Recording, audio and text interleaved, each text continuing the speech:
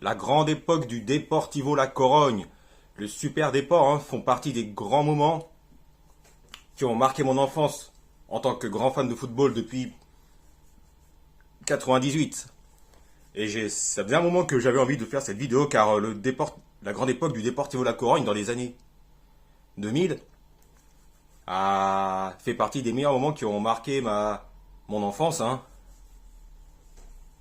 Et cette équipe du Deportivo La Corogne était un plaisir à avoir joué. Surtout en Ligue des Champions. Et c'est ce qu'on va voir ensemble dans cette vidéo. Et c'est bien le sujet du jour. La grande époque du Deportivo La Corogne, le Super Déport. Tout d'abord, tout commence lors de la saison 99-2000 où le Deportivo La Corogne remporte le titre de champion d'Espagne, à la surprise générale, devant le FC Barcelone et le Real Madrid, les deux mastodontes du football espagnol. Mais c'est lors de la saison 2000-2001, en Ligue des Champions, que le Deportivo La Corogne va marquer de son empreinte. Et à la surprise générale, le Deportivo La Corogne va faire un très très bon parcours. Et lors de la première phase de groupe de Ligue des Champions, tout se passe très bien. Le Deportivo La Corogne sort assez facilement, termine dans les deux premiers assez facilement de son groupe. Mais c'est lors de la deuxième phase de groupe de Ligue des Champions que le Deportivo La Corogne va encore plus marquer de son empreinte. Grâce à des grâce à des légendes de la grande époque comme Jacques Songo, le Camerounais, Juan Francisco Molina, Manuel Pablo, Nourdine Naïbet, la légende de l'équipe du Maroc des années 90 et des années 2000. On peut aussi penser à Jorge Andrade, on peut aussi penser à Fran González, Juan Carlos Valerón, Mauro Silva, Diego Tristan, ou encore Walter Pandiani. Et on peut aussi penser évidemment à la légende néerlandaise Roy Mackay. Et c'est lors de et comme je disais il y a quelques instants, c'est lors de la deuxième phase de groupe de Ligue des Champions de la saison 2000-2001 que le Deportivo La Corogne va connaître une de ses meilleures épopées de son histoire. Notamment lors du match, déjà on peut dire lors du match aller au Parc des Princes face au Paris Saint-Germain, le Super Déport va s'imposer à la surprise générale sur le score de 3-1. Et c'est lors du match retour que le Super Déport va faire un des meilleurs matchs de l'histoire du club en Ligue des Champions. Et on arrive à ce moment-là au match retour entre le Deportivo La Corogne et le Paris Saint-Germain. Et on se dit que là, ça va être vraiment compliqué pour le Deportivo La Corogne.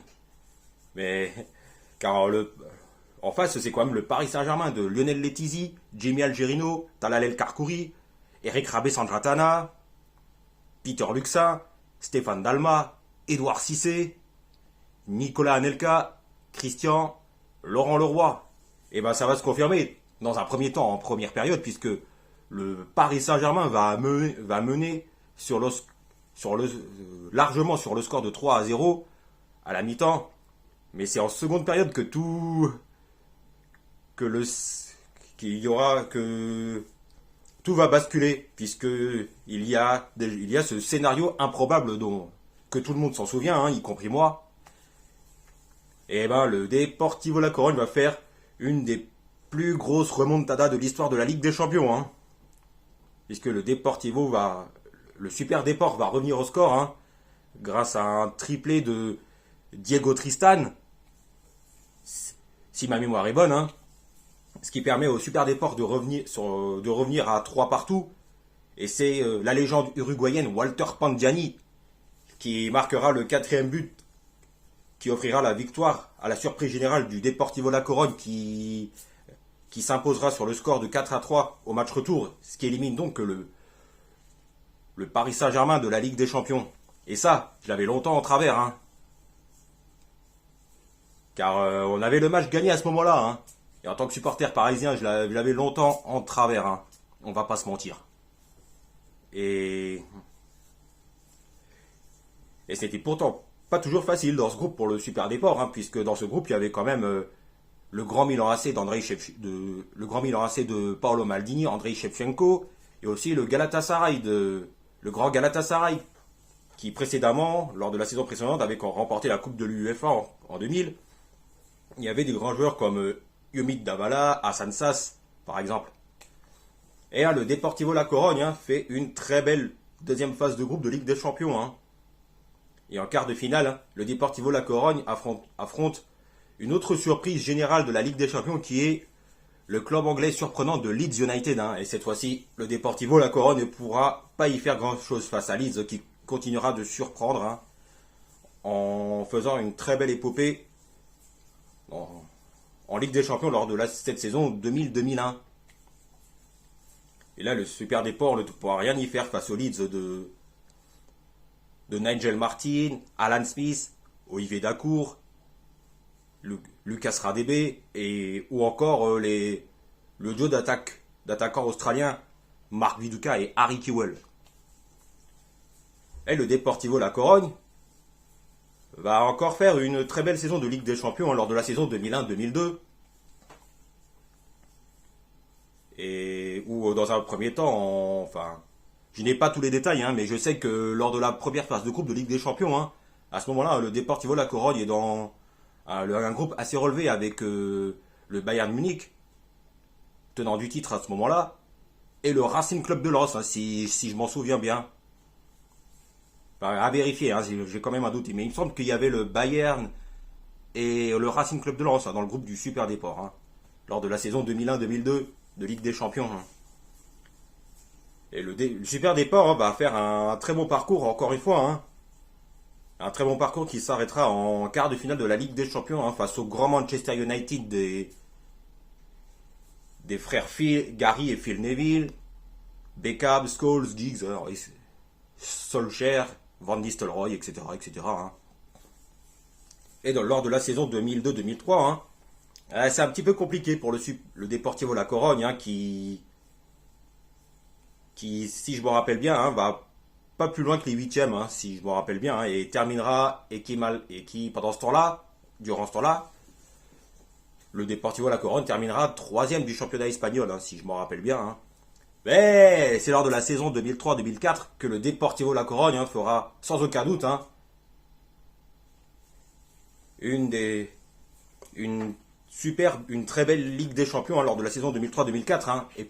Et on a tous en mémoire le match retour au Stade Louis II entre l'AS Monaco et le Deportivo La Corogne, qui pour moi reste un des excellents matchs de l'histoire de la Ligue des Champions, toutes saisons confondues.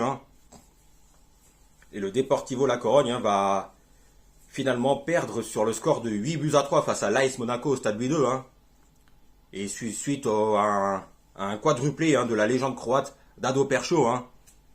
Et les autres buts de l'AS Monaco sont marqués par Ludovic Giuli, Jérôme Roten et Édouard Cissé. Et il y a un autre but et un autre joueur de l'AS Monaco qui avait marqué un des 8 buts de la victoire de l'AS Monaco, mais j'ai oublié, je ne sais plus qui c'est, donc bref, c'est pas grave. Mais malgré tout, le Deportivo La Corogne marquera 3 buts, notamment un but d'un certain Lionel Scaloni, qui est actuellement le sélectionneur des champions du monde argentins, qui marquera un des 3 buts du Super Déport. Et quel match de Ligue des Champions à ce moment-là, et moi, je m'en rappelle très très bien, car l'AS Monaco a fait une de ses meilleures saisons, une des très belles saisons de Ligue des Champions lors de la saison 2003-2004, qui a fait un excellent parcours jusqu'en finale, en écartant le Real Madrid en quart de finale, Chelsea en demi-finale, et qui atteindra la finale.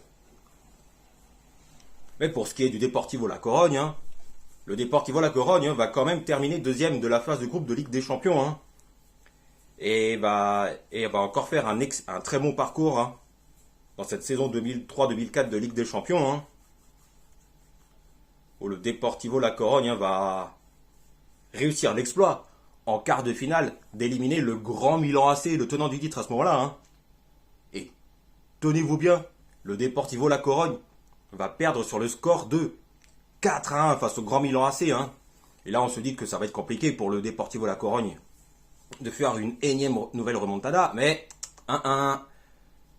Toujours se méfier du Super Déport. Et ben ça se confirme, hein, puisque le Deportivo La Corogne va réaliser l'exploit de gagner sur le score de 4-0 au match retour face au Grand Milan AC. On parle quand même du Grand Milan AC, tenant du titre de la Ligue des Champions à ce moment-là, avec des grands joueurs comme Dida, Paolo Maldini, Gennaro Gattuso, Andrea Pirlo, Clarence Seedorf, Manuel Rui Costa, Pippo Inzaghi, Andrei Shevchenko, etc. etc. hein. Et là, c'est le Deportivo La Corogne a réalisé un des meilleurs matchs de l'histoire du club du Deportivo La Corogne. hein.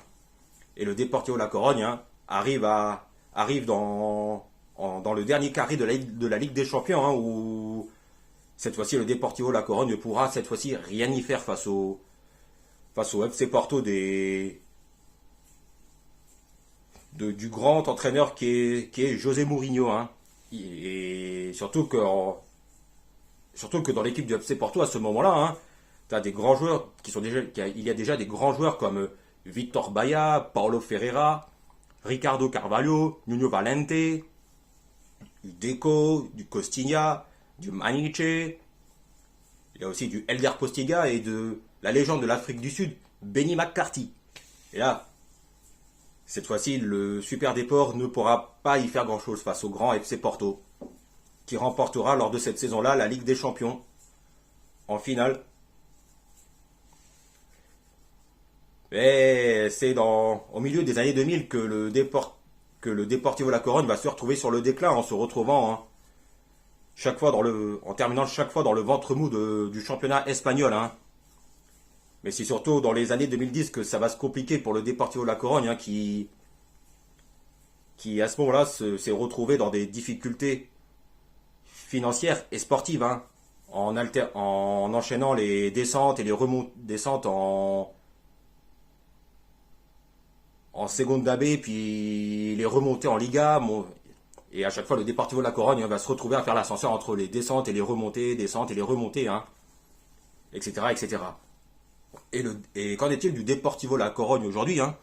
Et bien le Deportivo La Corogne, hein, il joue désormais, hein, actuellement, en 3e division espagnole, hein, si ma mémoire est bonne. hein.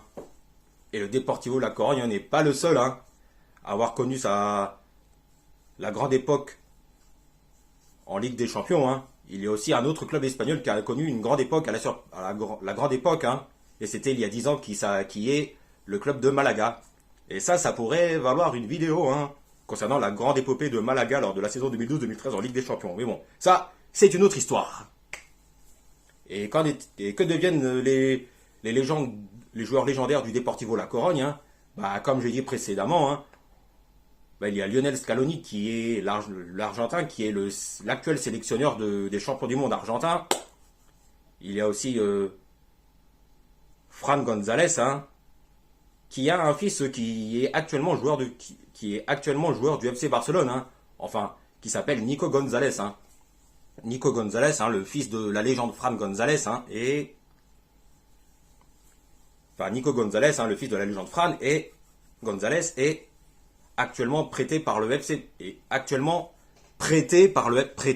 Barcelone, hein, au FC Valence, hein, si ma mémoire est bonne. Hein. Bon voilà, c'était un plaisir d'avoir fait cette vidéo, hein, et ça m'a fait plaisir, hein, énormément fait plaisir d'avoir fait cette vidéo avec vous, hein, sur la grande époque du Deportivo La Corogne, hein, car ça fait partie des meilleurs moments de mon enfance en tant que grand fan de football depuis 98. Et n'oubliez pas de vous abonner sur la petite cloche pour être informé de la sortie des prochaines vidéos. Et on se retrouve très vite pour parler de foot et catch.